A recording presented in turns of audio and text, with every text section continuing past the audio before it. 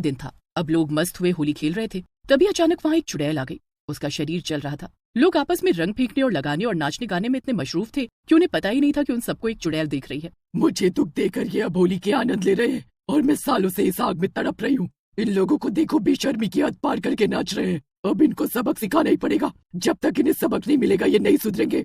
होली खेलते खेलते गलती से चुड़ैल के ऊपर किसी ने रंग फेंका और वो जोर जोर से चिल्लाने लगी। मैंने कितनी बार घोषणा की है कि होली मत खेलो। इस गांव में होली खेलना मना है, पर तुम लोग अपनी हरकतों से बाज नहीं आते। अब देखो मैं क्या करती हूँ। चुड़ैल ने अगले ही पल एक गांव वाले पर गुलाल फेंका और उसके शरीर पर रंग लगते ही वो गुलाल एक ऐसा द्रव्य बन गया जिससे उसके शरीर से खून बहने लगा, जैसे किसी ने गुलाल में कांच मिला दिया हो। लोग यहाँ वहाँ भागने लगे। होली के दिन रंगों की जगह चुड़ैल ने खून की होली शुरू कर दी। हर साल का यही नियम था, पर कोई करे भी तो क्या करे।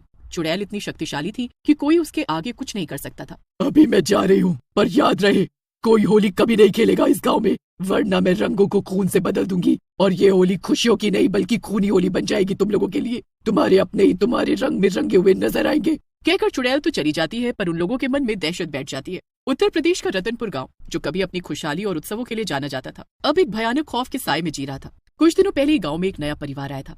बेचारे बहुत मासूम लोग थे। सुबह अपने काम पर जाते और रात को घर आकर खाते पीते और सो जाते, और अगले दिन फिर वही। किसी की बुराइयां, चुगली या छल कपट जैसी कोई भावना नहीं थी उनके अंदर। उनके माँ बाप किसी हादसे में अपनी जान गंवा चुके थे। अब केवल वे 2 भाई ही बचे थे। राहुल छोटा भाई था और हरिया बड़ा। अपने माँ बाप के जाने के बाद हरिया ही अपने छोटे भाई का ध्यान रखता था और वो उसे बहुत पढ़ाना चाहता था और उसे ये मजदूरी न करनी पड़े। भैया, होली फिर से आने वाली है, क्या इस साल भी हम होली नहीं मना पाएंगे? अरे ऐसा क्यों कह रहा है पगले? होली क्यों नहीं मनाएगा? साल में एक बार आता है होली का त्योहार, रंगों का त्योहार है। हम बड़े धूमधाम से मनाएंगे। मैं हूँ ना। बता तुझे क्या चाहिए होली के लिए, मैं लेके आऊंगा सब। बोल जरा। नहीं नहीं भैया, मुझे ऐसा कुछ नहीं चाहिए। पर कल जब मैं स्कूल से आ रहा था तब मैंने कुछ लोगों की बातें सुनी। वे कह रहे थे कि अब होली आने वाली है और फिर से वही मौत का खेल शुरू हो जाएगा। इस साल भी इतने लोग मरेंगे हमारे गांव के, और हम हर साल की तरह कुछ नहीं करवाएंगे। क्यों भाई, ऐसा क्या है? ऐसा क्या हो गया इस गांव में जो लोगों में इतना डर भरा हुआ है होली का? होली तो प्यार का रंग है, खाने पीने का त्योहार है। उसमें ये लोग ऐसी अशुभ बातें काहे कर रहे हैं? पर तू मेरी बात सुन, किसी की बातों से मायूस होने की जरूरत नहीं है तुझे। तू जैसे हर साल होली खेलता है वैसे ही खेलियो। मैं हूं ना, तेरा भाई है तेरे पीछे। कोई बला आएगी भी तो उसे पहले मुझसे होकर गुजरना पड़ेगा। राहुल ये सुनकर भाव में बह गया और उसकी आंखों में आंसू आ गए। हर साल होली के दिन कोई न कोई खौफनाक घटना जरूर घटती थी। अब गांव में होली एक उत्सव नहीं बल्कि डर का प्रतीक बन चुकी थी। लोग रात होते ही अपने अपने घरों में बंद हो जाते। क्या यार, हर साल होली के दिन ही इन लोगों का भय बढ़ जाता है। उस वजह से हम ढंग से होली भी नहीं मना पाते। सारे बड़े लोग आकर गुस्सा करने लगते हैं और फिर अब सब अपने अपने घरों में घुस जाते हैं। इस बार गांव के कुछ नौजवानों ने तय किया कि वे इस डर को हमेशा के लिए खत्म कर देंगे। आनंद, सीमा, रवि, पूजा और दीपक, ये 5 दोस्त गांव के सबसे साहसी युवा थे। उन्होंने तय किया कि इस बार होली का बड़ा आयोजन करेंगे। सुनो दोस्तों, मैं क्या कहता हूँ, एक बार पुजारी बाबा के पास चलते हैं, उनसे सलाह ले लेते हैं। जो हम कर रहे हैं क्या वो सही भी है? क्यों, हम गलत क्या कर रहे हैं? ऐसा मेरे हिसाब से तो कुछ गलत नहीं है। हाँ, पर एक बार पूछने में क्या दिक्कत है? चलते हैं उनके मंदिर।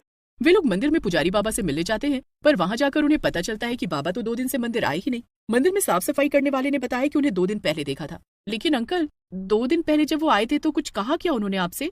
हाँ, उन्होंने होली से पहले होने वाले हवन की तैयारी करने के लिए कहा था। कह रहे थे कि सारी सामग्री और व्यवस्था शुरू कर दी जाए, जिससे 2 दिनों बाद जब पूजा करनी हो तो कोई विघ्न न आए। पर उसके बाद से फिर खुद ही नहीं आए आज तक। क्या उन्होंने कुछ और भी कहा था? नहीं, ऐसा कुछ तो याद नहीं मुझे। हाँ, उनके अंतिम शब्द थे, चंपा आ चुकी है। हाँ बेटा, यही कहा था, और इसीलिए वे पूजा भी एक दिन पहले ही रखना चाहते थे।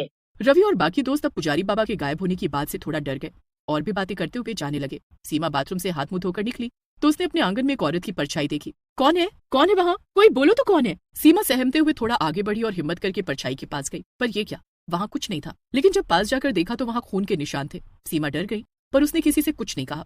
मैंने भी कुछ अनुभव किया, वो भी अपने ही घर में। मैं बाथरूम से निकली तो मैंने देखा एक परछाई है, बड़े से बालों वाली, और डरावनी सी आहट थी वहाँ। पर आवाज देने पर कोई जवाब नहीं आया तो मैंने पास जाकर देखा, पर वहाँ कोई नहीं था। पर वहाँ खून के निशान बने थे, जैसे किसी ने उंगली से ताजे खून के निशान बनाए हो वहाँ। पर हैरानी की बात ये थी कि जैसे ही मैंने वो निशान देख लिए, वो खूनी धब्बे धीरे धीरे हल्के पड़ने लगे और गायब हो गए। इससे पहले कि मैं किसी को कुछ दिखा पाती, खून के निशान अपने आप गायब हो गए। ये मैंने खुद अपनी आंखों से देखा। अगर कोई और ये बात बताता तो मैं नहीं मानती, पर दोस्तों ये सच है, मैंने खुद अनुभव किया। अब तो बात बढ़ती जा रही थी। आनंद और उसके दोस्तों ने ठान लिया कि वे चंपा के रहस्य को सुलझा कर रहेंगे। रात के समय आनंद, रवि और दीपक गांव के सबसे बुजुर्ग दादूजी, जो कि 90 साल के हो चुके थे, उनसे मिलने गए। उन्होंने दादूजी से पूछा, दादू, आप इस गांव में सबसे पुराने हो, तो आपको तो सब पता ही होगा। क्या कहानी है इस गांव की? होली के आते ही ये सब दहशत का माहौल क्यों बन जाता है? क्या सच है क्या झूठ? जरा आपकी राय बताइए इन सब पर। हाँ बेटा, ये सब सही तो नहीं है, पर क्या करें, यही सच है।